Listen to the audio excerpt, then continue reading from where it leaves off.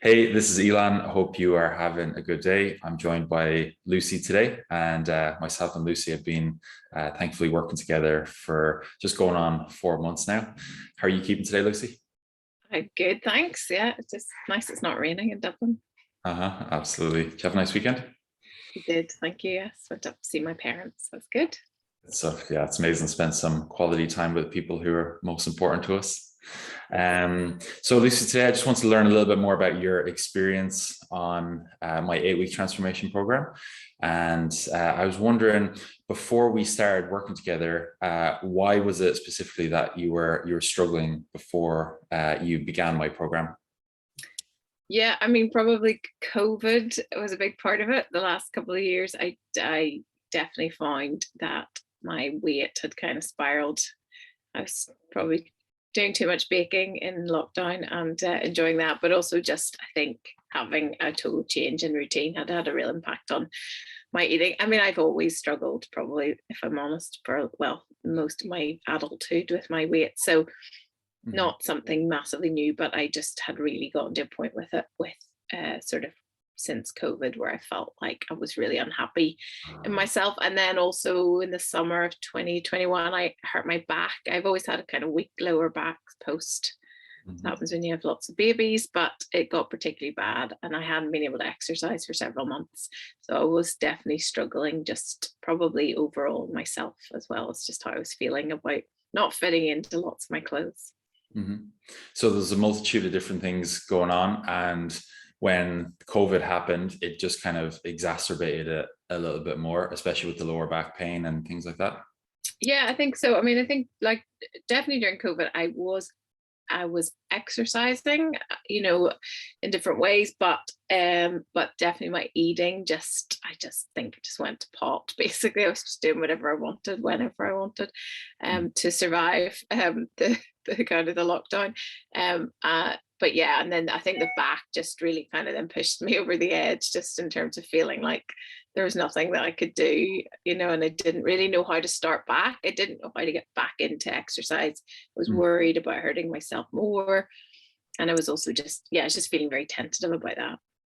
So there's a lot of things that you were kind of struggling with that then push you to make the decision to do something like the 8 week transformation program. Oh, yes. I mean, I've tried lots of things in the past. So I was looking for something, I think looking for something sustainable that I could could start but that I could stick to, and that would work. Obviously you have to make changes but also could work with my lifestyle, and wasn't something that after 8 weeks I was just going to be like, I've done that now, that's over, I'm not going to keep that up. Yeah, absolutely. And what were some of the things in the past that you had tried but had ultimately kind of not been sustainable or worked in the long term? I mean, you name it, I've tried it. I've done every fad diet that's out there. I've done like every crazy effort, or all I think always in the hope of a miracle cure that would solve it all. I mean, I've done things that have worked. I did Slimming World for a while, but I just find as soon as I stopped doing that 100%, it just it didn't last. It didn't work. And and then I've never been, I'm not a sporty person. I've never been massively into exercise. I've always struggled to find one that I can kind of stick to. But I've tried lots of different ways to exercise as well. I've done like ridiculous, I've done Atkins and keto, and Yeah. I think like back in the like 2000s there was like a cabbage soup diet. I did Oh everything no. really, yeah, really bad, some really bad things. But even just the ones that kind of seem to work, Yeah. I just find as soon as I stop doing them 100%, they don't work anymore. So before it was essentially you had to be all or nothing, and it would work for a short while, but then eventually you just end up back at square one. And it was like this vicious cycle of being get some results and then for whatever reason not be able to continue with that all the time. And then it just continues in that kind of cycle. Yeah, and I think you just burn out of, you can get motivated for a while to do some of those things where you're counting everything, or you're you Mhm. know whatever that is, or cutting carbs for, but you just can't. I don't feel like I can live my life like that all the time. Mhm. And so I really wanted to find something much more sustainable. And recognize that there's times when you'll have holidays, or you'll have things going on where maybe you're not as Absolutely. kind of dedicated, but that it doesn't throw you completely off track. Mhm. Yeah, and like most importantly, do you feel like what we have been doing has been like different to that, and it's been sustainable, and most importantly, you've been empowered or learned things that you can continue then for the rest of your life, not just for a short term change? Yeah, no, definitely. I think a lot of it's acceptance as well, of like you're not going to be perfect at it all the time, and it'll fluctuate. And so I think a couple of things for me. One of the things I said, and we said at the start, I said to you I wanted to ditch the scales because I find them, I Yeah. actually don't find that helpful. And that was quite liberating, just to be like, actually the number on the scale, it's less about that for me and more about how I feel in my body and myself, in my clothes. And I know that you can notice, changes in your clothes as much as you can on the scales. So that was really good. And then I think I was a bit hesitant at the start to track, because I was like, oh, I've done tracking, I don't want to track.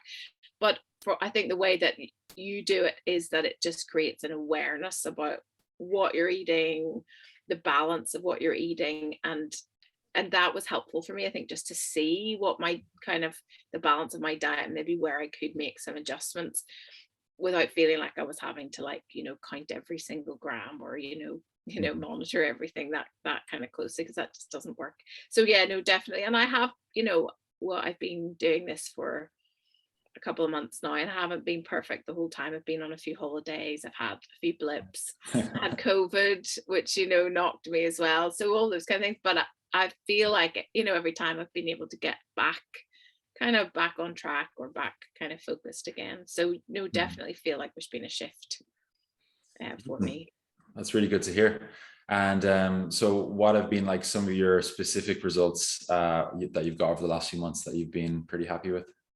Yeah, I mean, as I said, I ditched the scales, so I don't have those kind of figures, but I have lost centimeters. I think it's you reminded me, I think it's 30 centimeters in the first couple of months. And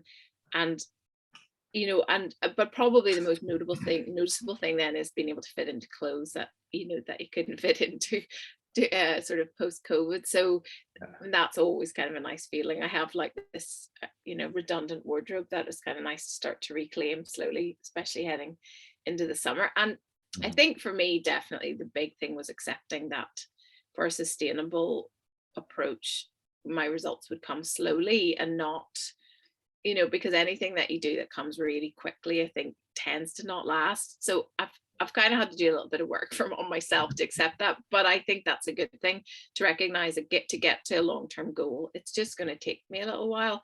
And that will probably mean that it's a much more sustainable approach. So it hasn't been like a dramatic transformation. I think it's been a slow transformation of like small things, but I feel like that is much more realistic for me, and long term. And the other thing I want to say, because I think this is really important, is you were the first person in all of my years of working with anybody in exercise and training to talk to me about my cycle.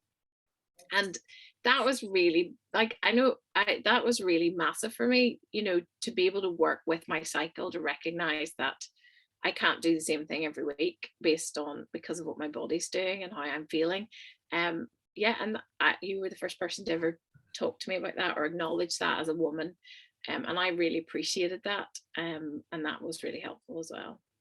Amazing. I'm delighted to hear that, but it also makes me kind of sad as well, because it's like it's crazy that there's no wide amount of education or knowledge about why it's so important to actually work with your cycle and work with your body and really be in tune with your body, and then make the changes based off that. So yeah, I'm really happy that that's happened, but it's also a pity that not more people do it this kind of way, because it is super important for your long-term health.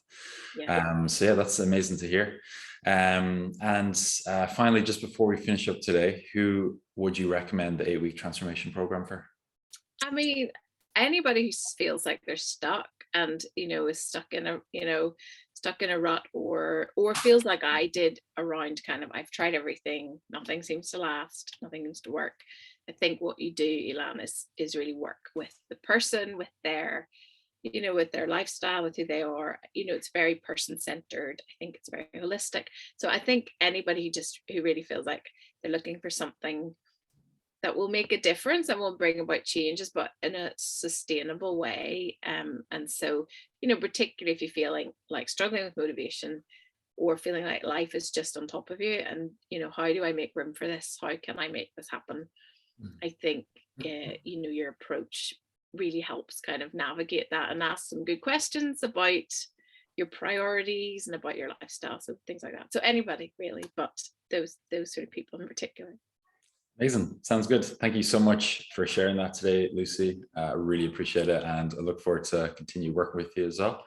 And yeah, thanks so much for your time Not at today. all. Thank you.